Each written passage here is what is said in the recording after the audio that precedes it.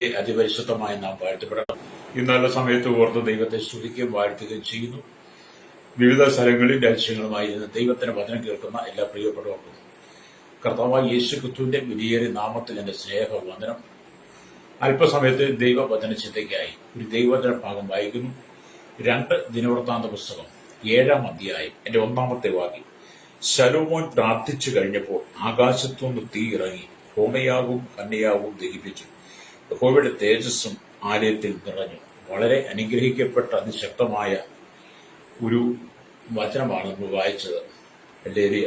ശലോമോൻ പ്രാർത്ഥിച്ചു കഴിഞ്ഞപ്പോൾ ആകാശത്തും തീ ഇറങ്ങി ഹോമയാവും കന്യയാവും ദഹിപ്പിച്ചു. യഹോവയുടെ ആലയത്തിൽ തേജസ്സും നിറഞ്ഞു. അടുത്ത വാക്യം നമ്മൾ വായിക്കുമ്പോൾ യഹോവയുടെ തേജസ് തേജസ് ആലയത്തിൽ നിറഞ്ഞു. യഹോവയുടെ തേജസ് യഹോവയുടെ ആലയത്തിൽ നിറഞ്ഞിരിക്കുന്നത് കൊണ്ട് പുരോഹിതന്മാർക്ക് യഹോവയുടെ ആലയത്തിൽ കടപ്പാൻ കഴിഞ്ഞില്ല.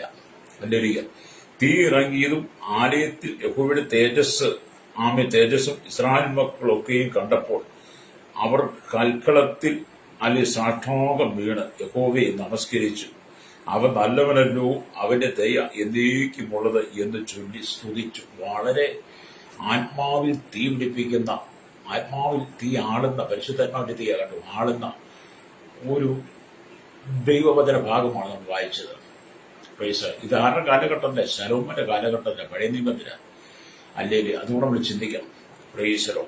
ഇപ്പൊ ആകാശത്തും തീ ഇറങ്ങി എന്ന് പറയുമ്പോൾ ആകാശത്ത് തീ ഇറങ്ങിയ 6 സംഭവങ്ങളെ കുറിച്ച് വേദപുസ്തകം പറയുന്നുണ്ട്. ഞാൻ ചരിത്രം രേഖപ്പെടുത്തി കൂടെ പറയാം, വായിച്ചു കേൾപ്പിക്കാം. ഒന്ന്, അഹരോൻ അർപ്പിച്ച യാഗം സ്വർഗീയാജ്ഞ ദഹിപ്പിക്കപ്പെട്ടുവെന്ന് ലേവ്യ പുസ്തകം 9:24 വായിക്കുന്നുണ്ട്. രണ്ടാമത്, ഗിദെയോന്റെ യാഗം സ്വർഗീയാജ്ഞ ദഹിപ്പിക്കപ്പെട്ടുവെന്ന് ന്യായാധിപന്മാരുടെ പുസ്തകം 6:21 മൂന്നാമത്, ഏലിയാവിന്റെ പ്രാർത്ഥനയ്ക്ക് മറുപടിയായി തീ ഇറങ്ങി 1 രാജാക്കന്മാരുടെ പുസ്തകം 18:38 വായിക്കുന്നുണ്ട്. നാലാമത്, ബാധയെ തുടർന്ന് ദാവീദ് അർപ്പിച്ച യാഗത്തിൽ 1 ദിനവൃത്താന്ത പുസ്തകം 21-26.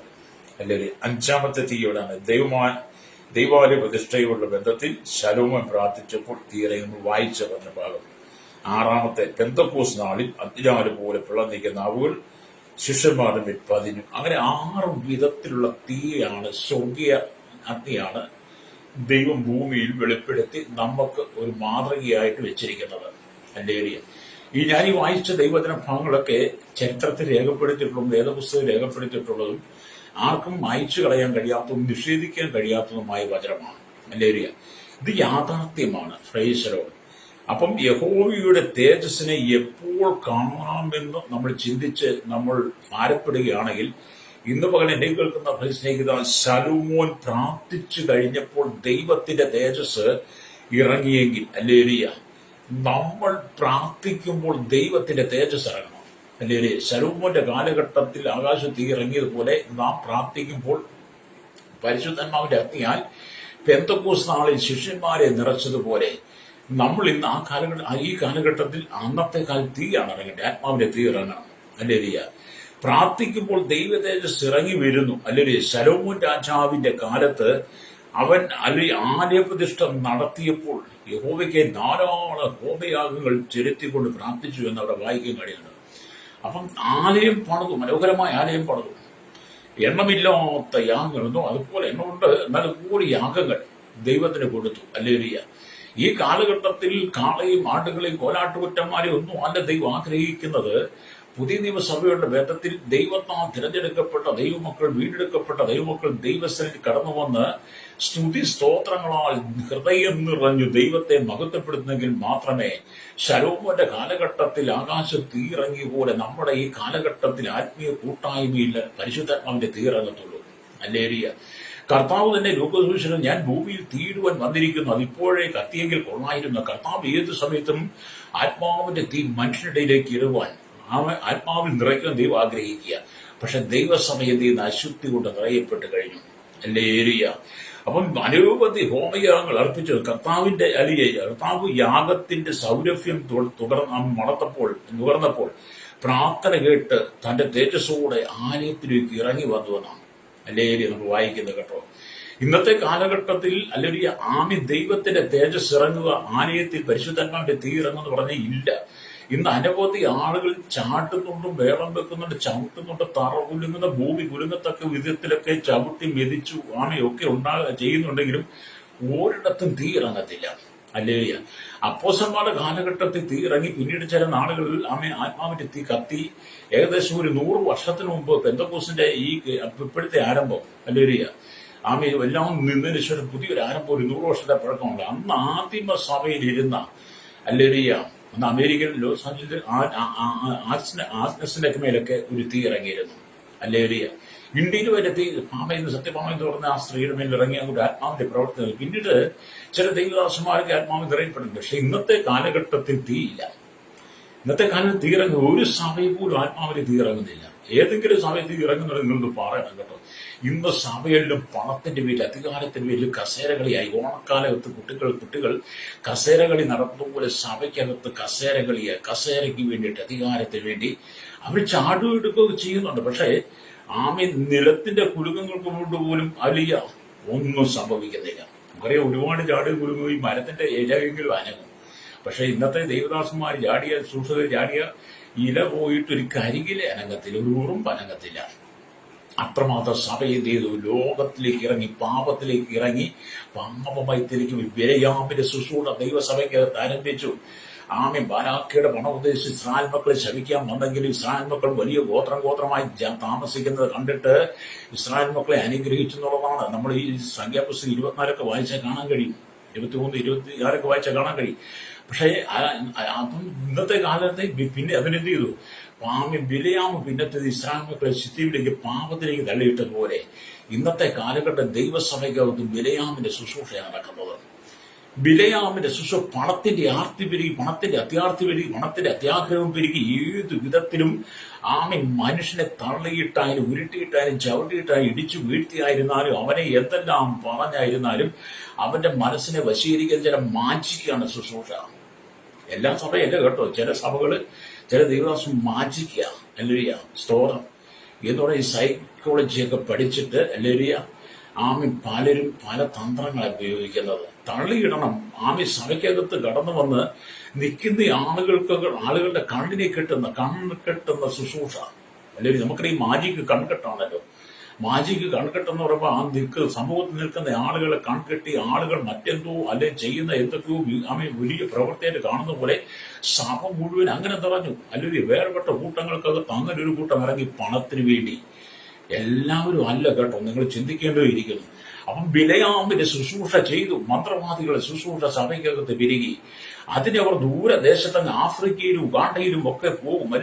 മറ്റ് രാജ്യങ്ങളിലൊക്കെ പോയിട്ട് അവിടെയുള്ള ഈ മന്ത്രവാദികളായിരിക്കുന്ന ശുശ്രൂഷകന്മാരുണ്ട്. മന്ത്രവാദികൾ, ഈ സൈക്കാട്രിസ്റ്റ്, അതുപോലെ തന്നെ തള്ളിയിട്ട് ചവിട്ടി വീഴ്ത്ത, ഊതി വീർപ്പിക്കുക എന്നൊക്കെ പറയുന്ന ആളുകളുടെ കൈക്ക് പോയി ശുശ്രൂഷ പ്രാപിച്ചിട്ട് കേരളത്തിൽ വന്ന് പലർക്കും കൊടുത്ത അങ്ങനെ പലരും ദൈവസഭ അഭിഷേകം നഷ്ടപ്പെട്ടു പോയെന്നാണ്. കർത്താവ് ചിരിക്കുന്നു, കർത്താവ് ദുഃഖിക്കുന്നു. കർത്താവ് പറയും, ഞാൻ ക്രൂശിൽ നിനക്ക് വേണ്ടി അർപ്പിച്ച എന്റെ ക്രൂശിലെ മരണം നിനക്ക് വേണ്ടിയാണ് യാഗമായി. എന്റെ രക്തം മുഴുവൻ നിനക്ക് വേണ്ടിയാണ് ഒഴുക്കിയത്. നിനക്ക് വേണ്ടിയാണ് സ്വർഗം വിട്ട് ഇറങ്ങി വന്നത്. നിനക്ക് നിത്യതരം സ്വർഗരാജ്യം തരും. സ്വർഗരാജ്യത്തിൽ എന്റെ അരികിൽ നിന്നെ ഇരുത്തുവാൻ വേണ്ടിയിട്ട് ഞാൻ എന്റെ ശരീരം നിനക്ക് വേണ്ടി തകർക്കപ്പെട്ടു. എന്റെ രക്തം നിനക്ക് വേണ്ടി ഒഴുക്കി. ഞാൻ സഭയ്ക്ക് ശുശ്രൂഷ പരിശുദ്ധാത്മാവിന്റെ തീയന് സഭയിലിട്ടു. പെന്തക്കോസ്ത് നാളിൽ അത് കത്തി പടർന്ന് പലരിലേക്ക് വ്യാപിച്ചു. പക്ഷെ നിങ്ങൾ ആ തീ അടച്ചില്ലേ സഹോദര, ദൈവദാസനെ, സഹോദരിയെ, നിങ്ങൾ ആ തീ അടച്ചില്ലേ? നിങ്ങൾക്ക് ഇന്നത്തെ കാലഘട്ടത്തിൽ ശുശ്രൂഷയിലേക്ക് വന്നു കഴിഞ്ഞാൽ ആരൊരു വിസ തരും, ആരൊരു പാസ്പോർട്ട്, എങ്ങനെ വിദേശത്തേക്ക് അവിടെ ചെന്ന് എങ്ങനെ കള്ളം പറയാം, വ്യാജം പറയാം, അവിടെ ചെന്ന് എങ്ങനെ നുണ പറയാം എന്നൊക്കെയുള്ളതായി മാറി ശുശ്രൂഷ. ഈ വിദേശത്ത് ഒരുപാട് പേരൊക്കെ വിളിക്കുമ്പോൾ പ്രാർത്ഥിക്കും. ഈ അത്യാഗ്രഹമുള്ള ദൈവദാസന്മാരെ കുറിച്ചാണ് പറയുന്നത് കേട്ടോ. എനിക്കതൊന്നും അറിയത്തില്ല, ഞാൻ പോയിട്ടില്ല, കണ്ടിട്ടില്ലാത്തതുകൊണ്ട് എനിക്കറിയത്തില്ല. പക്ഷെ ഞാൻ പ്രാർത്ഥിക്കാൻ വിളിക്കുമ്പോൾ എന്റെ പാസ്റ്റേ, ഞങ്ങൾക്ക് ഇങ്ങനെ ചതിവ് പറ്റി, അപകടം പറ്റി എന്നാ പറയുന്നത്. നോക്കി ഇന്നത്തെ ഈ നേഴ്സിംഗ് കാലഘട്ടം നോക്കറിയാം. നേഴ്സിംഗ് കാലം ഒരുപാട് ദൈവദാസന്മാർ, നേഴ്സിംഗ് പാസ്റ്റർമാർ, നേഴ്സിംഗ് വിദ്യാർത്ഥികളെ ഏജന്റ് പോലെ നിന്ന് കോളേജിൽ അഡ്മിഷൻ മേടിച്ചു കൊടുക്കാമെന്ന് പറഞ്ഞ് ആദ്യം 50,000, 1,00,000 മേടിക്കും. കോളേജിൽ നല്ലൊരു ഇൻകം വാങ്ങും. അങ്ങനെ വാങ്ങി കോടികൾ കൊയ്യുന്ന അനുഭൂതി ദൈവദാസന്മാരെ കബളിപ്പിക്കുന്ന അനുഭൂതി വിശ്വാസികളെ കബളിപ്പിക്കുന്ന ശുശ്രൂഷ ചെയ്യുന്ന ദൈവദാസന്മാർ പെരുകി.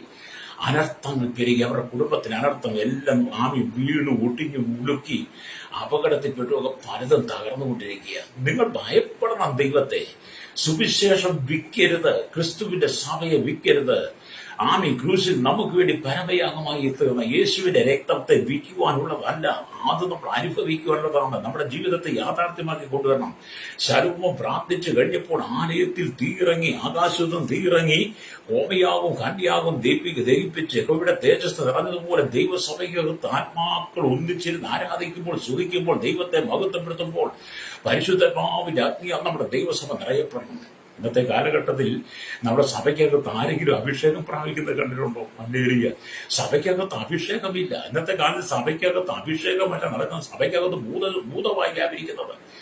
എവിടെ സഭ ചെന്നാലും അവിടെ ഭൂതം കിടക്കുക. സഹോദരിമാർക്ക് ഭൂതം കിടക്കുക. എന്നെ കേൾക്കുന്ന സഹോദര, നീ ഇഷ്ടപ്പെട്ടാൽ ഇഷ്ടപ്പെട്ട് സഭയ്ക്കകത്ത് ഭൂതമല്ല ഇറങ്ങേണ്ടത്. നീ മാനസാന്തരപ്പെട്ടതാണെങ്കിൽ, നീ രക്ഷിക്കപ്പെട്ടതാണെങ്കിൽ, കർത്താവിന്റെ രക്തത്താൽ നീ ശുദ്ധീകരിക്കപ്പെട്ടതാണെങ്കിൽ, ദൈവസഭയുടെ ഭാഗമാണെങ്കിൽ, ക്രിസ്തുവിന്റെ ശരീരത്തിന്റെ ഭാഗമാണ് നീ എങ്കിൽ, ആത്മാവിന്റെ തീ നിന്റെ ഉള്ളിലുണ്ടെങ്കിൽ പിന്നെ നിന്നെ എവിടുന്നാണ് ഭൂതം ബാധിക്കുന്നത്? നിന്റെ ഉള്ളിൽ എങ്ങനെയാണ് ഭൂതം വരുന്നത്? നീ സഭയ്ക്കകത്തെങ്കിലും നാല് മൂല ഇളക്കത്തക്ക രണ്ട് കാലിൽ പറിച്ച് നീ ചാടുന്നുണ്ടല്ലോ. തൊഴുകി ആടി പുറകിന്ന് തുള്ളി മുമ്പി അവിടെ നിന്ന് തുള്ളി ആൾക്കാർക്ക് അസ്വസ്ഥത വരുന്ന ആൾക്കാരെ പേടിപ്പിക്കുന്ന ഭയപ്പെടുത്തുന്ന രീതികൾ നീ സഭയ്ക്കകത്ത് ചെയ്യുന്നില്ലേ? നീ മാനസാന്തരപ്പെട്ടതാണ്. നിന്റെ ഉള്ളിൽ എവിടെ നിന്ന് വന്ന ഭൂതം? ആത്മാവിന്റെ തീ നിന്റെ ഉള്ളിൽ വന്നെങ്കിൽ എവിടെ നിന്നാണ് നീ ഭൂതത്താൻ നിറയപ്പെട്ടത്? അപ്പൊ നീ രക്ഷിക്കപ്പെട്ടില്ല, നീ മാനസാന്തരപ്പെട്ടില്ല. നിന്റെ മേലുള്ള അഭിഷേകം കളമായ അഭിഷേകമാണ്, വ്യാജ അഭിഷേകമാണ്. അതുകൊണ്ടാണ് നിന്റെ മേൽ ഭൂതം ഇരിക്കുന്നത്. ഹല്ലേലൂയ. അതുകൊണ്ട് സഭയ്ക്കകത്ത് വിശുദ്ധിയോടുകൂടി ഇരിക്കുന്ന ഇവിടെ കുഞ്ഞുങ്ങളുടെ സഹോദരന്മാരുടെ സഹോദരിമാരുടെ മാതാപിതാക്കൾ ഒരു കർത്താവിന്റെ അഭിഷേകത്തിന് വേണ്ടി കാത്തിരിക്കുന്ന, അഭിഷേകത്തിൽ നിറയപ്പെടാൻ വേണ്ടി, അഭിഷേകത്തിൽ നിറയപ്പെട്ട് കർത്താവിനെ ആത്മാവിനെ ആരാധിക്കാൻ വേണ്ടി കൊതിയോടെ ഇരിക്കുന്ന ദൈവമക്കൾക്ക് പോലും അഭിഷേകം കിട്ടാത്ത നിലയിൽ ദൈവസഭ ഒരു മാജിക്ക് പോലെയായി മാറി. എന്തുമാത്രം അപരാധങ്ങളാണ് ദൈവസഭയെക്കുറിച്ച് ലോകജനം വിളിച്ചു പറയുന്നത്. ഹല്ലേലൂയ. ലോകജനം വിളിച്ചു പറഞ്ഞ ദൈവദാസന്മാർ ക്രിമിനലുകളാണ്, അവർ ദ്രോഹികളാണ്, ദുഷ്ടന്മാരാണ്. അതൊക്കെ നമ്മൾ സോഷ്യൽ മീഡിയ കൂടെ കേൾക്കുമ്പോൾ, പത്രമാധ്യമങ്ങൾ കേൾക്കുമ്പോൾ എനിക്കത് കേൾക്കും ഭയങ്കര സങ്കടം. ഞാൻ അവർക്ക് വേണ്ടിയും വളരെ ശക്തമായിട്ട് പ്രാർത്ഥിക്കാറുണ്ട് കേട്ടോ. നമ്മുടെ ദൈവസഭ ഇത്രമാത്രം കളങ്കപ്പെടുന്നു. നമ്മൾ ക്രിസ്തുവിനെ ലോകോപവാദം വരുത്തി അവരെ ക്രൂശിക്കുന്നവരായി മാറുക. അതുകൊണ്ട് ഇന്നത്തെ കാലഘട്ടത്തിൽ സഭയ്ക്കകത്ത് അഭിഷേകം ഒന്നും നഷ്ടപ്പെട്ടു. കൺവെൻഷനൊക്കെ കണ്ടിട്ടില്ലേ? അല്ലെങ്കിൽ നമ്മുടെ കൺവെൻഷനൊക്കെ കണ്ടിട്ടില്ലേ? വലിയ കൺവെൻഷൻ, ഭയങ്കര പേര് ബസ് കോടികൾ മുടക്കി കൺവെൻഷൻ നടത്തും. അവസാനത്തെ ഒരു ഞായറാഴ്ച സംയുക്ത ആരാധന എന്ന് പറയുമ്പോൾ, സംയുക്ത ആരാധനയ്ക്ക് അന്നത്തെ ദിവസം കത്രമേശ, വലിയ അണ്ടാവ് നിറച്ച് ചെമ്പ് നിറച്ച് വീഞ്ഞുണ്ടാക്കിയിട്ടിരിക്കുക, ഇഷ്ടംപോലെ അപ്പം കൊണ്ട് നുറുക്കി വെച്ചിരിക്കുക. അതെന്നിട്ട് വരുന്നവരും പോകുന്നവരും എല്ലാം തിന്നുക. രക്ഷിക്കപ്പെട്ടവനാണോ രക്ഷിക്കപ്പെടാത്തവനാണോ? അവൻ കള്ളു കുടിച്ചിട്ടാണോ വന്നത്? കള്ളു കുടിക്കാത്തവനാണോ? അവൻ ഏത് വിധത്തിൽ വന്നവനാണ്? അവൻ ശരീരത്തെ തന്നെത്താൻ ശോധന ചെയ്തിട്ടാണോ? അയോഗ്യമായി ആണോ? അല്ലെങ്കിൽ ശരീരത്തെ വിഭജിച്ചിട്ടാണോ? തന്നെത്താൻ വിധിച്ചിട്ടാണോ ഈ കത്രമേശ എടുക്കുന്നത്, തിന്നുന്നതെന്നൊന്നും അറിയാതെ അങ്ങ് വിളമ്പാൻ കൊടുക്കുക. അതെല്ലാം ദൈവം കണ്ട് സഭയ്ക്കകത്തെ ആത്മാവിന്റെ ശുശ്രൂഷ, പരിശുദ്ധാത്മാവിന്റെ തീയിറങ്ങുന്ന അനുഭവം മാറ്റിവെച്ചു, നിന്നുപോയി എന്ന് വേണം പറയാൻ. അവരുടെയൊക്കെ ചിലരൊക്കെ നല്ല സഭയുണ്ട് കേട്ടോ. ഹല്ലേലൂയ, സ്തോത്രം. ഞാനൊരു സഭയിൽ ചെന്നപ്പോൾ അവിടെ ചില കുട്ടികൾ അഭിഷേകത്തെ നിറയപ്പെടുന്ന ഞാൻ കണ്ടു. അഭിഷേകത്തെ നിറയപ്പെടുന്നത് ആത്മാവിന്റെ വലിയ തീയിറങ്ങുന്നത് ഞാൻ കണ്ടു. ഹല്ലേലൂയ. ശുശ്രൂഷിച്ച ദൈവദാസൻ അഭിഷേകത്തിനാണെന്ന് എനിക്ക് മനസ്സിലായി. ഇന്ന് ആൾക്കാരും അഭിഷേകത്തിന് വേണ്ടി കാത്തിരുന്നവരാ. അതുകൊണ്ട് എന്ത് ചെയ്തു? ദൈവം മനസ്സറിഞ്ഞ ആ സഭയ്ക്കകത്ത് ചെല്ലുമെന്ന് അഭിഷേകം അയച്ചു. ഹല്ലേലൂയ. അപ്പോൾ എനിക്ക് മനസ്സിലായി, ശലോമോൻ പ്രാർത്ഥിച്ചു കഴിഞ്ഞപ്പോൾ ആകാശത്തു നിന്ന് തീയിറങ്ങി ഹോമയാവും കന്യാവും ദഹിപ്പിച്ച് യഹോവയുടെ തേജസ് നിറഞ്ഞതുപോലെ തീ ശുശ്രൂഷ നടന്നപ്പോൾ ദൈവത്തിന്റെ തീ, പരിശുദ്ധാത്മാവിന്റെ തീ ആലയത്തിൽ ഇറങ്ങി വന്നു കഴിഞ്ഞപ്പോൾ അവിടെ ഇതിരുന്ന് ആരാധിക്കുന്ന ദൈവമക്കൾ യാഗമാണല്ലോ, ഹോമയാഗമാണെന്ന് ഞാൻ വിശ്വസിക്കുക. അവരുടെ മേലേക്ക് തീ വന്നപ്പോൾ അവരിൽ നിന്ന് കരിക്കേണ്ടതിലും കരിച്ചു നീക്കിയിട്ട് അവരുള്ളിൽ യഹോവയുടെ തേജസ് നിറഞ്ഞു. എനിക്ക് മനസ്സിലായി, ഇന്നും ചിലരൊക്കെ ശുശ്രൂഷ നടക്കും, അല്ലെങ്കിൽ ചിലരൊക്കെ ശുശ്രൂഷയിൽ തീ ഇറങ്ങുമെന്ന് ഞാൻ ചിന്തിച്ചു കേട്ടോ. ഇത് പരിശുദ്ധാത്മാവ് പെന്തക്കോസ്ത് നാളത്താണ് ചെയ്തതുപോലെ ഇന്നും ചില ദൈവദാസന്മാർ ഉപയോഗിക്കുന്നുണ്ട് കേട്ടോ.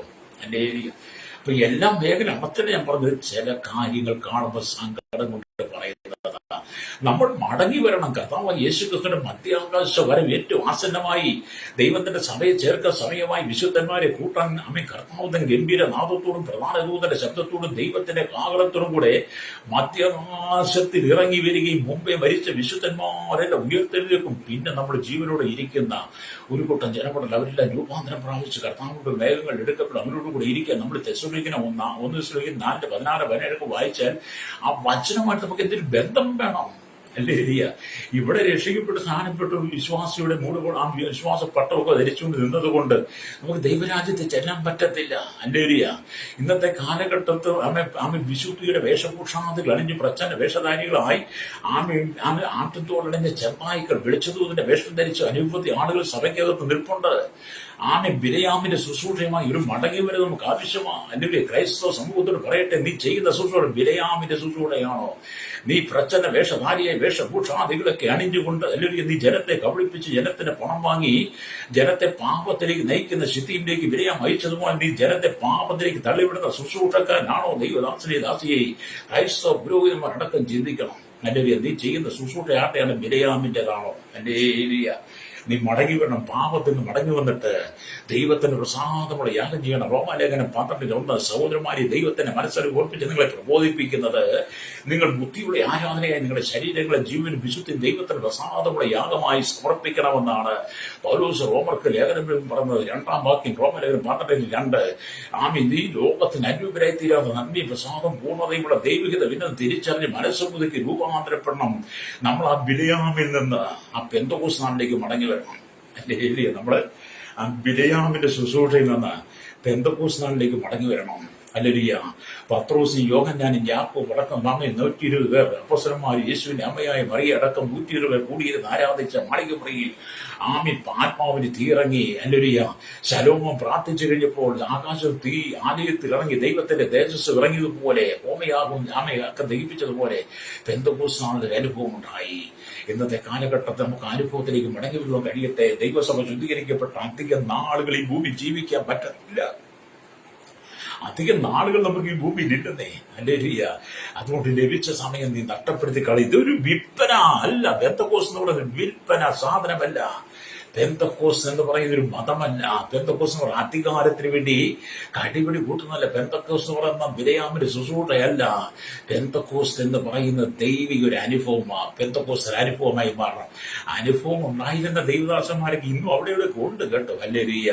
അപ്പൊ ഇവിടെ ഭക്തരായ നോഹയാണ് ആദ്യമായി കർത്താവിന് വേണ്ടി യാഗപീഠം ഉണ്ടാക്കി വ്യക്തി. ആദ്യ യാഗപീഠം ഉണ്ടാക്കിയ വ്യക്തി നോഹയാണ്. ലോകം മുഴുവനും ജലപ്രളയത്താൽ നശിക്കപ്പെട്ടപ്പോൾ ശുദ്ധിയുള്ള എല്ലാ മൃഗങ്ങളിലും എല്ലാ പറവകളിലും ചിലത് എടുത്ത് യാഗപീഠത്തിന്മേൽ ഹോമയാഗം അർപ്പിച്ചു. ആ യാഗത്തിന്റെ സൗരഭ്യവാസന മണത്തു, അലരിയ. മനസ്സു നിറഞ്ഞ കർത്താവ്, അലരിയ, ഞാൻ മനുഷ്യന്റെ നിമിത്തം ഇനി ഭൂമിയെ ശപിക്കുകയില്ല, സകല ജീവികളെ നശിപ്പിക്കുകയില്ല എന്ന് ഉടമ്പടി ചെയ്തുവെന്ന് ഉൽപ്പത്തി പുസ്തകം 8:21 നമുക്ക് വായിക്കാൻ കഴിയും, അല്ലേലിയ. നമ്മൾ ദൈവം ഉടമ്പടി ചെയ്തു, അല്ലേലിയ. അപ്പൊ ആദ്യ യാഗപീഠം പണിത് യാഗമർപ്പിച്ച നോഹയാണ്. ആ കാലഘട്ടത്തിൽ ദൈവ സാന്നിധ്യം ഇറങ്ങി വന്നു, അല്ലേലിയ. എന്നെങ്കിൽ സോദരൻ, ഇവിടെ ദൈവത്തിന് പുതിയ നിയമത്തിലെ ദൈവമക്കളായ നാം 4 വിധത്തിൽ യാഗം കഴിക്കണം. പുതിയ നിയമത്തിലെ ദൈവമക്കളായിരിക്കും നമ്മൾ 4 വിധത്തിൽ യാഗം കഴിക്കണം. അതിൽ ഒന്നാമത്തെ ആദ്യമായി അതരഫലമാകുന്ന സ്വോത്രയാഗം. രണ്ടാമതായി നമ്മെ തന്നെ ജീവയാഗമായി സമർപ്പിക്കണം. മൂന്നാമതായി കർത്താവിന് അനുയോജ്യമായ തകർന്ന ഹൃദയം ഉണ്ടാകണം. നാലാമതായി ക്രൂശിൽ ക്രിസ്തുവിനോടുകൂടെ അല്ലെങ്കിൽ തറയ്ക്കപ്പെട്ട ഒരു അനുഭവം ഉണ്ടാകണം, അല്ലേ? അപ്പം പഴയ നിയമത്തിൽ ആദ്യമായി യാഗപീഠം നോഹ, അല്ലേ? നോഹയ്ക്ക് ശേഷമായി അബ്രഹാം വന്നു കഴിഞ്ഞു. അബ്രഹാം യാഗപീഠം പണിത് ദൈവത്തിന് ഹോമയാഗം അർപ്പിച്ചിട്ടുണ്ട്. തുടർന്ന് ഇങ്ങോട്ടൊക്കെ ഇങ്ങനെ കാണുമ്പോൾ സമാഗമന കൂടാനും മോശയുടെ കാലഘട്ടത്തിൽ അങ്ങനെ തുടങ്ങി ശലോമോന്റെ ആലയം ആ കാലഘട്ടം ആലയം പണിതു. അങ്ങനെ ദൈവത്തിന്റെ പ്രവൃത്തി ശക്തമായി നടന്നു. അത് പെന്തക്കോസ്ത് നാൾ വരെ നടന്നെങ്കിൽ ഇന്നത്തെ കാലഘട്ടത്തിൽ ഇടയ്ക്കേൽക്കുന്ന ദൈവത്തിന്റെ മക്കളെ, നിങ്ങൾ എന്തെല്ലാം ചിന്തിച്ചാലും പറഞ്ഞാലും നമുക്ക് ദൈവത്തോട് അടുപ്പമുണ്ടായിരിക്കണം. ഞാൻ പറയട്ടെ, പഴയ നിയമത്തെ യാഗപീഠം നമ്മൾ 4 വിധത്തിൽ വേണം. ഒന്നുകൂടി ഞാൻ ആവർത്തിക്കാം. ഒന്നാമതായി ആദരഫലമാകുന്ന സ്തോത്രയാഗം ദൈവത്തിന് കൊടുക്കണം. രണ്ടാമതായി നമ്മെ തന്നെ ജീവയാഗമായി അർപ്പിക്കണം.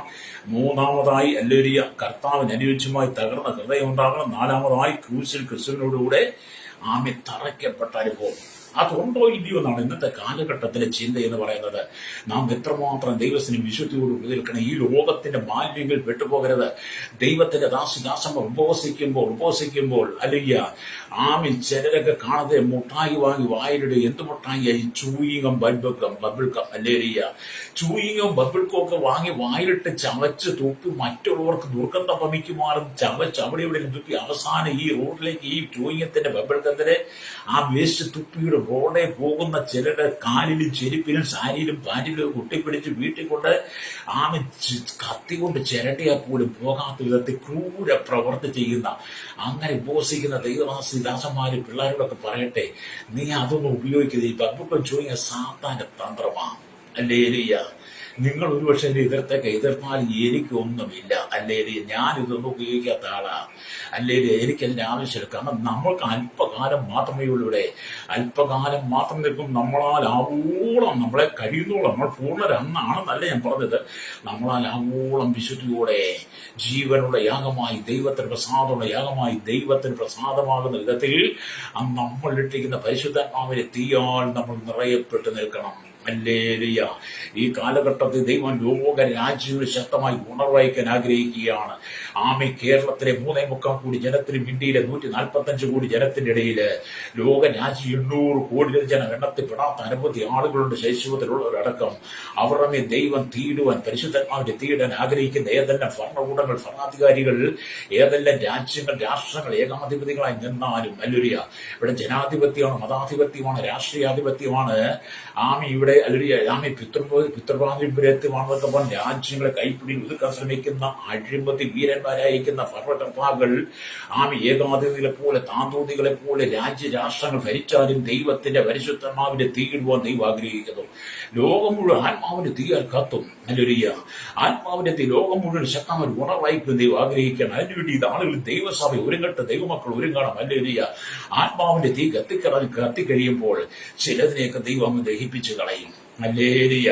അപ്പൊ ശലോമോൻ പ്രാർത്ഥിച്ചു കഴിഞ്ഞപ്പോൾ ആകാശത്തും തീ ഇറങ്ങി ഹോമയാകും കന്യയാകും ദഹിപ്പിച്ചു. അതെ, ദൈവത്തിന്റെ തീ നാളുകളിൽ കേരളത്തിൽ ഇറങ്ങും. ആകാശത്തിന് അല്ലിയ ദൈവത്തിന്റെ തീ പരിശുദ്ധാത്മാവിന്റെ അഗ്നി ജാതി മത വർഗ വർണ്ണ വ്യത്യാസമില്ലാതെ കുടിതൊട്ട് കോട്ടാറ് വരെ പാർക്കുന്ന സകല ജാതികളെയും ആത്മാവിന്റെ തീ ദൈവം അയക്കാൻ പോവുകയാണ്. ഇന്ത്യയിൽ അയക്കും അല്ലേലൂയ. ലോക രാജ്യങ്ങളയക്കും.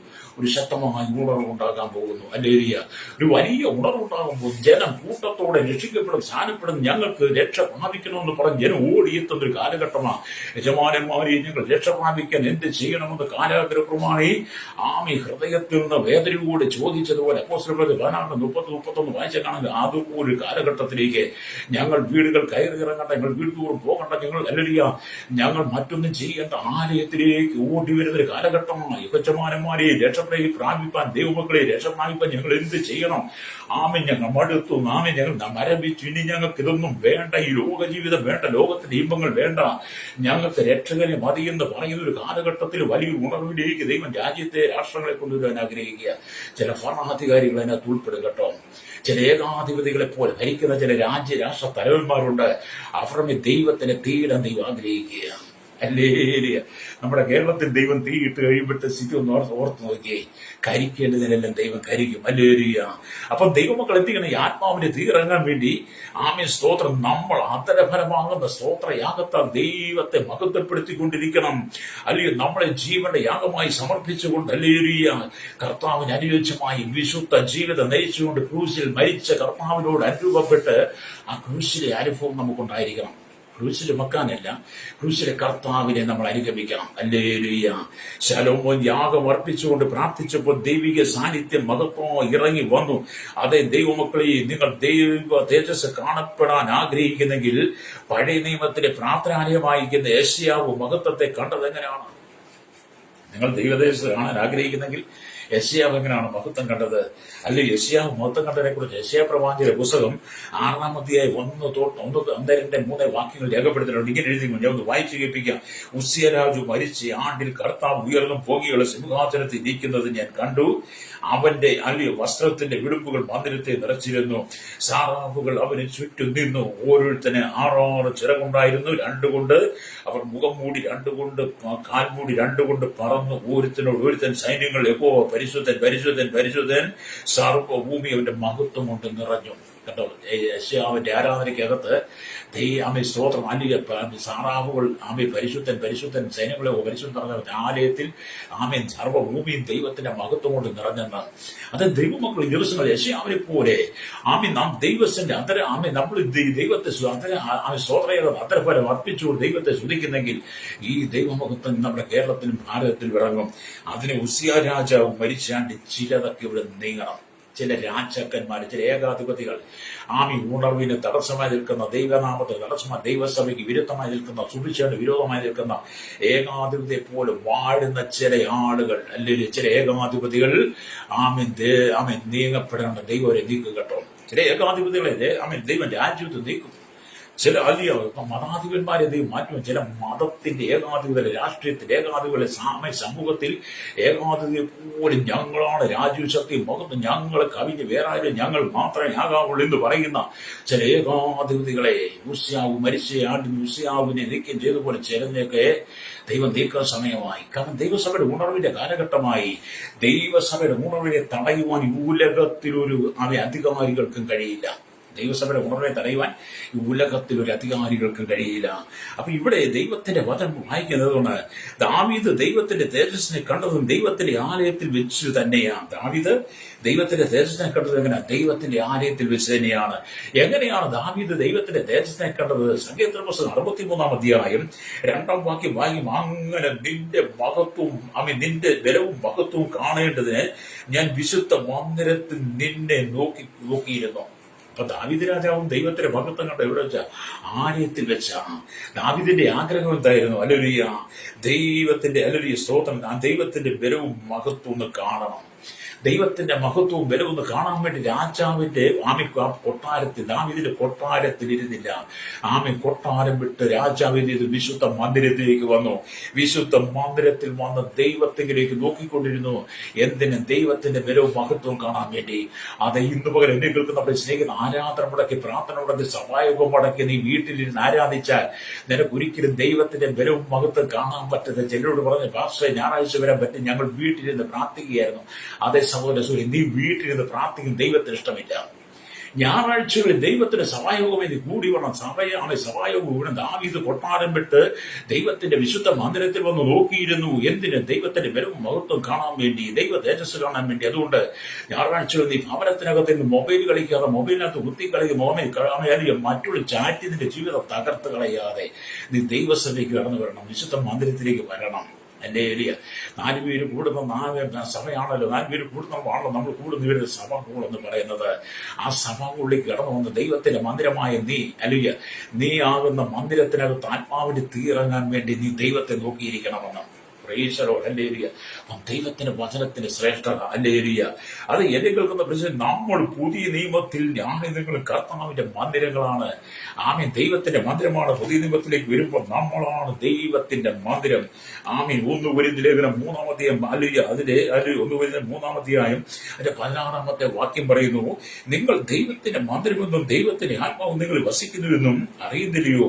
ദൈവത്തിന്റെ മന്ദിരം നശിപ്പിക്കുന്നവരെ ദൈവം നശിപ്പിക്കും. ഞായറാഴ്ച ആരാധനയ്ക്ക് പോകാതെ, പ്രാർത്ഥനയ്ക്ക് പോകാതെ, കൂട്ടായ്മയ്ക്ക് പോകാതെ വീട്ടിലിരുന്ന നിന്റെ ശരീരമാകുന്ന മന്ദിരത്തെ മൊബൈലിൽ നോക്കി ചാറ്റി കളിച്ച് നീ അതും ഇതൊക്കെ പറഞ്ഞ് മെസ്സേജ് വയ്ക്കുന്ന നീ ദൈവത്തിന്റെ ശരീരമാകുന്ന മന്ദിരത്തെ നീ നശിപ്പിക്കുക. ദൈവം നിന്നെ നശിപ്പിക്കുമെന്ന്. നിന്റെ ഉള്ളിൽ മാരകമായ പ്രതിസന്ധി രോഗങ്ങൾ, നിന്റെ കഷ്ടം മാറത്തില്ല. കേട്ടോ, അതുകൊണ്ടാണ് പറയുന്നത് ദൈവത്തിന്റെ മന്ദിരം നശിപ്പിക്കുന്നത് ദൈവം നശിപ്പിക്കും. ദൈവത്തിന്റെ മന്ദിരം വിശുദ്ധമാണ്. നിങ്ങളും അങ്ങനെ തന്നെ. അപ്പം ദൈവത്തിന്റെ മന്ദിരം വിശുദ്ധമാണ്. ദൈവത്തിന്റെ മന്ദിരം നമ്മൾ വിശുദ്ധമായിരിക്കണം. ഹല്ലേലൂയ. വിശുദ്ധമായ സ്ഥലത്ത് മാത്രമേ ദൈവത്തിന്റെ തീയിറങ്ങത്തുള്ളൂ. ആലയത്തിൽ തീയിറങ്ങിയെങ്കിൽ ഈ കാലഘട്ടത്തിൽ ദൈവത്തിന്റെ വിശുദ്ധ മന്ദിരമായിരിക്കുന്ന നിങ്ങളുടെ ഉള്ളിലേക്ക് ആ പരിശുദ്ധമാകുന്ന തീ ഇറങ്ങി വരണമെങ്കിൽ നിന്റെ ഈ ലോക ജീവിതം ഉപേക്ഷിക്കണം. എന്നെ കേൾക്കുന്ന പ്രിയ മാതാവേ, പിതാവേ, നിന്റെ ദൈവത്തിന് ആവശ്യമുണ്ട്. നിന്റെ ദൈവത്തിന് ആവശ്യമുണ്ട്. നിന്റെ തലമുറയെ ദൈവത്തിന് ആവശ്യമുണ്ട്. നിന്റെ കുടുംബത്തെ ദൈവത്തിന് ആവശ്യമുണ്ട്. ദൈവ നാളുകൾ നിന്റെ മക്കളാകുന്ന നിന്റെ മക്കൾ ദൈവത്തിന്റെ മന്ദിരമാണ്. മന്ദിരമാണ്. നീ ദൈവത്തിന്റെ മന്ദിരമാണ് സഹോദരൻ, നീ ദൈവത്തിന്റെ മന്ദിരമാണ്. ദൈവത്തിന്റെ പരിശുദ്ധാത്മാവിന്റെ തീ നിന്നിട്ട് ദൈവം ആഗ്രഹിക്കുക. ആത്മാവിന്റെ തീ ദൈവം നിന്നിലൂടെ കത്തിച്ചുകൊണ്ട് നിന്നെ ദൈവം ചില ശുശ്രൂഷകൾ വേർതിരിക്കാൻ ആഗ്രഹിക്കുന്നു. പരിശുദ്ധാത്മാവിന്റെ മന്ദിരമായി നിങ്ങളെ തന്നെ സമർപ്പിച്ച് നിങ്ങൾ ശുദ്ധീകരണം പ്രാപിച്ചു ദൈവം ചിലരെ അപ്പോസ്തലന്മാരായും ചിലരെ പ്രവാചകന്മാരായും ചിലരെ സുവിശേഷകന്മാരായും ചിലരെ ഇടയന്മാരെ ഉപദേഷ്ടാക്കന്മാരെ നിയമിച്ചു. ലിസ്ലകൻ 4:10 വായിച്ച കാണുന്നത് പോലെ അത് ദൈവം നിന്റെ ശുശ്രൂഷയാൽ നിറയ്ക്കാൻ ആഗ്രഹിക്കുകയാണ്. ദൈവം നിന്റെ ചില ശുശ്രൂഷ അധികാരം തന്ന ആത്മാവിന്റെ ഫലങ്ങളും വരങ്ങളും നിന്നിൽ നിറച്ചുകൊണ്ട് കർത്താവിന് വേണ്ടി ആത്മാവിൽ കത്തി നിൽക്കുന്ന, കത്തി ശോഭിക്കുന്ന അഗ്നിനാളങ്ങളായി മാറുന്ന ആത്മാവിന്റെ തീയാൽ നിറയപ്പെട്ട് നിന്റെ വായിലെ നിന്റെ വാക്കുകൾ കൊണ്ട് അധികാരങ്ങൾ കൊണ്ട് അനുയുഗ ആത്മാവിൽ നിറയ്ക്കുന്ന, ആത്മതീയാൽ നിറയ്ക്കുന്ന അതിശക്തമായ അസാധാരണമായ ശുശ്രൂഷ ദൈവം നിലവിൽ പകരാൻ ആഗ്രഹിക്കുന്നു. ചിതറിപ്പോയ ശിഷ്യന്മാരെ പീരിപ്പോയി ശമയെ പട്ടണത്തിൽ ചെന്ന് ദൈവത്തിന്റെ വചനം പ്രസംഗിച്ചു. അവിടെ അശുദ്ധാത്മാക്കൾ പള്ളിയിൽ പുറപ്പെട്ടുപോയി. അത്ഭുതം അടയാളം ഭൂതബാധനക്ക് വിടിവിക്കപ്പെട്ടു എന്ന് നമ്മൾ അപ്പോസ്തലപ്രവൃത്തി 8 വായിക്കുന്നുണ്ടേ. ഒരു അസാധാരണമായ ശുശ്രൂഷയ്ക്ക് വേണ്ടി അപ്പോസ്തലന്മാർ ഉപയോഗിച്ചതുപോലെ ഇന്ന് പകൽ എന്നെ കേൾക്കുന്ന മാതാവി പിതാവി സഹോദരൻ, ദൈവം നിന്നൊരു അസാധാരണമായ ശുശ്രൂഷയ്ക്കായി ശലോമോന്റെ കാലഘട്ടത്തിൽ ആകാശത്ത് തീ ഇറങ്ങിയതുപോലെ നിന്നിലൂടെ ആത്മാവിന്റെ തീ ദൈവം വെളിപ്പെടുത്തുവാൻ ആഗ്രഹിക്കുക. നീ അതിന് തയ്യാറാണോ? ഹല്ലേലൂയ. കാലഘട്ടം വല്ലാത്ത ദുരന്തത്തിലൂടെ പോവാൻ ലോകം മുഴുവൻ മലിനപ്പെട്ട് കിടക്കുക. ലോകം മുഴുവൻ അശുദ്ധി നിറയപ്പെട്ട് കള്ളും കഞ്ചാവും മദ്യവും മയക്കുമരുന്നും ചരസും കറുപ്പും എന്ന് വേണ്ട സാഗര MDMA സിന്തസിസ് അടക്കമുള്ള വ്യഭിചാര പരസംഗം വിഗ്രാര സാഗര തൂർത്തും നിറഞ്ഞ് സ്ഥാനമാനങ്ങൾക്ക് അധികാരങ്ങളും രക്തച്ചൊരിച്ചിൽ അനിയുടെ രക്തം ചൊല്ലി രക്തം ഭൂമിയിൽ നിലവിളിക്കുന്ന ദൈവം ഇതെല്ലാം കണ്ട് കേട്ടിട്ട് പറയാം, ഞാൻ എന്റെ ജനത്തിന്മേൽ ആത്മാവിനെ ഉണർവ് അയക്കാൻ പോവുകയാണ്. അതുകൊണ്ട് അശുദ്ധമായി മലിനപ്പെട്ട് കിടക്കുന്ന കേരളം, ഭാരതം, ലോക രാജ്യങ്ങളിലെ ദൈവം പരിശുദ്ധമാവിനെ തീയിടാൻ പോവുകയാണ്. ഒരു വലിയ ഉണർവിലേക്ക് നിങ്ങൾ നിഷേധിക്കാൻ നിങ്ങൾ അംഗീകരിക്കാം.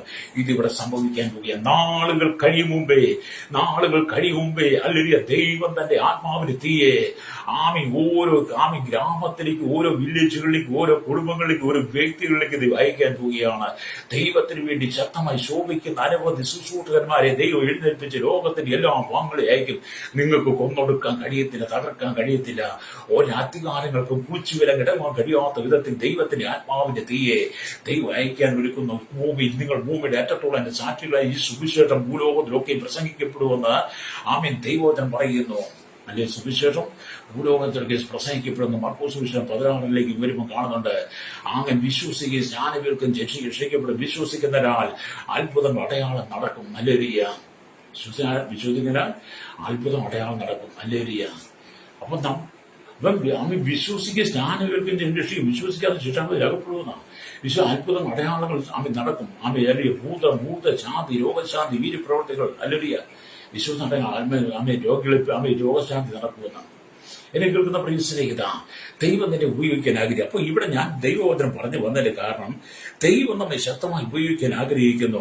പ്രാർത്ഥനയും മഹത്വവും പരസ്പരം ചേർന്നിരിക്കുന്നു. ഭൂമിയിൽ മനുഷ്യൻ പ്രാർത്ഥിക്കുമ്പോൾ സ്വർഗത്തിലെ തേജസ്സായിരിക്കും ദൈവം ഇറങ്ങി വരുന്നു. ഇതാ മനുഷ്യരോടുകൂടെ ദൈവത്തിന്റെ കൂടാരം, അവരോടുകൂടെ വസിക്കുമെന്ന് വെളിപ്പാട് പുസ്തകം 21:3. അപ്പം പ്രാർത്ഥനയും ആരാധനയും അല്ലെങ്കിൽ മഹത്വം ഒന്നിച്ചാണ്. നമ്മൾ ദൈവത്തെ സ്തുതിക്കുമ്പോൾ എന്താണ്? വെളിപ്പാട് പുസ്തകം 21:3 ഒന്നുകൂടെ വായിക്കാം. ഇതാ മനുഷ്യരോടുകൂടെ ദൈവത്തിന്റെ കൂടാരം, അവരോടുകൂടെ വസിക്കും. ഹല്ലേലൂയ. വീണ്ടും നിങ്ങൾ പ്രാർത്ഥിക്കുമ്പോൾ ശലോമോന്റെ ദേവാലയത്തിൽ നിറച്ച അതേ തേജസ് നിങ്ങളെയും നിറയ്ക്കുവാൻ ആഗ്രഹിക്കുന്നു. അതെ, ദൈവത്തിന്റെ ആലയത്തെ ദൈവത്തിന്റെ ആലയത്തിന്റെ പിന്നത്തെ മഹത്വം മുമ്പിലത്തെ വലുതായി 2:9 കാണുന്നുണ്ട്. അതെ, ദൈവശക്തമായി ഈ നാളിൽ തന്റെ പ്രവൃത്തി വെളിപ്പെടുത്താൻ ആഗ്രഹിക്കുക. യേശുക്രിസ്തുവിന്റെ അനുഭവം എന്താണ് വേദപുസ്തകം പറയുന്നത്? അവൻ പ്രാർത്ഥിക്കുമ്പോൾ അവന്റെ മുഖരൂപം മാറി, അവന്റെ വസ്ത്രം വെണ്മയായി ശോഭിച്ചു. അതെ, നിങ്ങളുടെ പ്രാർത്ഥന ജീവിതം നിങ്ങളുടെ അകത്തെ മനുഷ്യലേക്ക് സ്വർഗീയമായ മഹത്വം കൊണ്ട് വരും. മാത്രമല്ല, നിങ്ങളുടെ ജീവിതത്തെയും പ്രകാശിപ്പിക്കും. എന്നെ കേൾക്കുന്ന പ്രിയ ദൈവമക്കളെ, യേശു പ്രാർത്ഥിച്ചവന്റെ മുഖഭാവം മാറി, അവന്റെ വസ്ത്രം വെള്ളയായി തീർന്നു. യേശുവിന്റെ മറുരൂപമല്ല ശുശ്രൂഷ ഒന്ന് കണ്ടാൽ അറിയാം. അത് ഇന്ന് പകൽ ദൈവത്തിന്റെ ആത്മാവ് നിന്നെ ശക്തമായിട്ട് ഉപയോഗിക്കാൻ ആഗ്രഹിക്കുക. ഈ കാലഘട്ടത്തിൽ ദൈവത്തിന് വേണ്ടി ശക്തമായി ആളിക്കത്തുന്ന ഒരു തീപ്പന്തമായി പരിശുദ്ധാത്മാവിന്റെ അഗ്നിഗോളമായി നീ മാറണം. ഹല്ലേലൂയ. ദൈവത്തിന് നിന്റെ കൂടെ രാഷ്ട്രങ്ങളിൽ ചില ശുശ്രൂഷ ചെയ്തെടുക്കാനുണ്ട്. ദൈവത്തിന് നിന്റെ കൂടെ ചില ശുശ്രൂഷ ചെയ്ത് ഞാൻ നിങ്ങൾക്ക് വേണ്ടി പ്രാർത്ഥിക്കാൻ പോവുകയാണ്. വായിച്ച വചനം എന്താണ്? ആമേ 2-1 ആമേ ശലോമോൻ പ്രാർത്ഥിച്ചു കഴിഞ്ഞപ്പോൾ ആകാശം തീയിറങ്ങി. ആമേ ഭൂമിയാകും കന്യയാകും ദഹിപ്പിച്ചു. യഹോവയുടെ തേജസ് ആലയത്തിൽ നിറഞ്ഞു. യഹോവയുടെ തേജസ് യഹോവയുടെ ആലയത്തിൽ നിറഞ്ഞിരിക്കൊണ്ട് പുരോഹിതന്മാർ യഹോവയുടെ ആലയത്തിൽ കടപ്പാൻ കഴിഞ്ഞില്ല. അങ്ങനത്തെ ഒരു വലിയ ഉണർവ് ഇന്ന് പകൽ ആരെല്ലാം കർത്താവിന് സമർപ്പിച്ചു കൊടുക്കും. കർത്താവേ, ആ ദിവ്യ തേജസ് പരിശുദ്ധാത്മാവിനെ എന്നെ നിറയ്ക്കണമേ, എന്റെ സഭയെ നിറയ്ക്കണമേ, എന്റെ തലമുറയെ നിറയ്ക്കണമേ, എന്റെ കുടുംബത്തിൽ ദേശത്ത് ആ ദൈവദേശം നിറക്കണമേ. അതിനാൽ ഞാൻ എന്നെ തന്നെ ജീവന്റെ യാഗമായി അങ്ങേക്ക് വേണ്ടി സമർപ്പിക്കുന്നു അല്ലേലൂയ എന്ന് പറഞ്ഞ് എന്നോട് ആരെല്ലാം പ്രാർത്ഥിക്കുന്നു. നിങ്ങളുടെ പേരിൽ അസാധാരണമായി ശുശ്രൂഷിക്കാൻ ദൈവം ഇന്ന് പകൽ ചില അഭിഷേകം ശുശ്രൂഷകൾ ദൈവം ഏൽപ്പിക്കും. കണ്ണുകളടച്ചാട്ട് പരിശുദ്ധ ഞങ്ങളുടെ നല്ല ദൈവമേ, സ്വർഗ്ഗപിതാവേ, അനുഗ്രഹിക്കപ്പെട്ട നല്ല സമയത്തിനായി ഈ വചനം കേട്ടുകൊണ്ടേ സകല ജനത്തെയും കർത്താവേ, പഴയ നിയമത്തിൽ 6 സ്ഥലത്ത് തീയിറങ്ങി, 5 സ്ഥലത്ത് തീയിറങ്ങി, 6ാമത്തെ തീ പെന്തക്കോസ്ത് നാളിൽ ഇറങ്ങി. ഈ കാലഘട്ടം ദൈവത്തിന്റെ പരിശുദ്ധാത്മാവാകുന്ന തീ, ആത്മാവിന്റെ തീ സകല ജനങ്ങളിൽ നിറയപ്പെടുവാൻ ജാതിമത വർഗ വർണ്ണ വ്യത്യാസം കൊണ്ടിട്ട് കൊട്ടാരത്തിൽ വരെയുള്ള എല്ലാ ജനത്തിന്റെയും കർത്താവേ, ശൈശവത്തിൽ ബാല്യത്തിൽ കൗമാരി യൗവനത്തിൽ വാർദ്ധക്യം രാൻവൃത്തിൽ അശന യാച ഓർണ ചോട്ട ജോലിക്കും തടമുറയിലായിരിക്കുന്നവരെ ഈ നാൾ ആത്മാവിന്റെ തീയാ നിറച്ചൊരു ശുദ്ധീകരണം നൽകണമേ. ലോകം പാട് ശക്തമായ ആത്മീയ ഉണർവ് പൊട്ടിപ്പുറപ്പെടുന്ന കാലഘട്ടമാണ്. വലിയ ഉണർവ് വേണ്ടി ലഭിക്കുകയാണ് ഈ നാളുകളിൽ സംഭവിക്കട്ടെ. ദൈവമക്കളെ ശക്തമായി ഉപയോഗിക്കണമേ. ആമേൻ. ജാതികൾ മാനസാന്തരപ്പെട്ട് മടങ്ങി വരട്ടെ. അല്ലൊരു അന്ധകാലത്ത് കിടന്ന് മടങ്ങി വരട്ടെ. ഇരുൾ ജനം വിടുവിക്കപ്പെടണം. ആധാർമികമായ ദൈവം ഉറക്കുന്ന പാപ സ്വഭാവങ്ങളെ വിട്ട് മനുഷ്യൻ മടങ്ങി വന്ന് കർത്താവിന് വേണ്ടി ജീവനുള്ള യാഗമായി മാറുവാൻ ജനത്തെ ഒരുക്കണമേ. കേരളത്തെ ഭാരത ലോകരാജ്യങ്ങളെ സമർപ്പിക്കുകയാണ് യേശുവിന്റെ നാമത്തിൽ തന്നെ. ആമേൻ.